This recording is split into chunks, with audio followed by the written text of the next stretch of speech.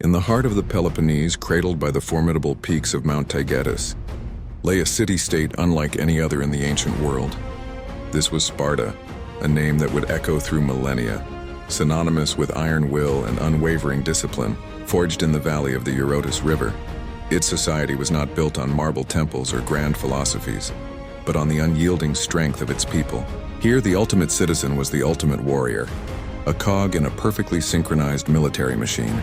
The iconic phalanx formation, a bristling wall of bronze and spear points, was the very embodiment of their collective spirit. Each man a shield for his brother, their faces a mask of grim determination. This was the Spartan way, a life dedicated to the glory and preservation of the state. The crucible that forged these warriors was known as the agoge, a brutal and all-encompassing training regimen that began when a boy was just 7 years old. Snatched from the warmth of his family, he was thrust into a world where weakness was not an option and survival was a daily struggle. The agoge was designed to strip away individuality and instill absolute obedience, endurance, and loyalty to Sparta. Young boys were intentionally underfed to encourage cunning and resourcefulness, learning to steal food without being caught. They trained barefoot on rugged terrain, their bodies hardened by constant physical exertion, mock battles, and relentless weapons practice. This system was the cornerstone of Spartan society, ensuring that from one generation to the next, a new legion of peerless soldiers would rise to defend their homeland. While the men were molded into instruments of war, Spartan women were cultivated to be the mothers of warriors, enjoying a status and freedom unheard of in the rest of the Hellenic world. Unlike their Athenian counterparts who were confined to the home, Spartan women were educated, owned land, and managed estates while their husbands were away at war. They were expected to be physically fit, engaging in rigorous exercise, running, and even wrestling and javelin throwing. This was not for sport alone.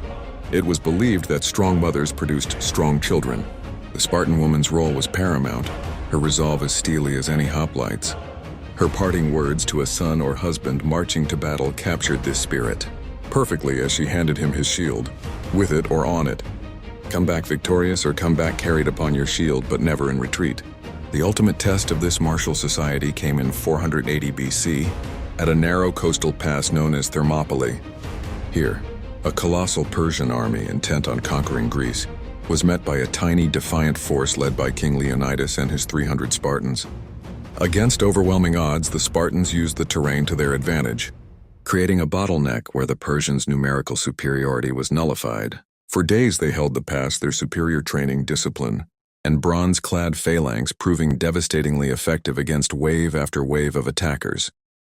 Though they were eventually betrayed and surrounded, the 300 fought to the last man, their sacrifice becoming a rallying cry for all of Greece and a timeless symbol of courage against impossible odds.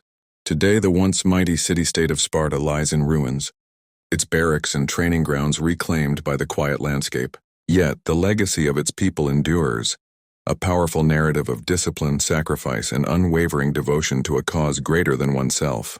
The story of Leonidas and his warriors at Thermopylae continues to inspire, a testament to the idea that a few determined souls bound by a common purpose can stand against the tide of history. As the sun sets over the Eurotas Valley, casting long shadows across the ancient stones, the ghost of Sparta whispers a timeless lesson on the strength of the human spirit.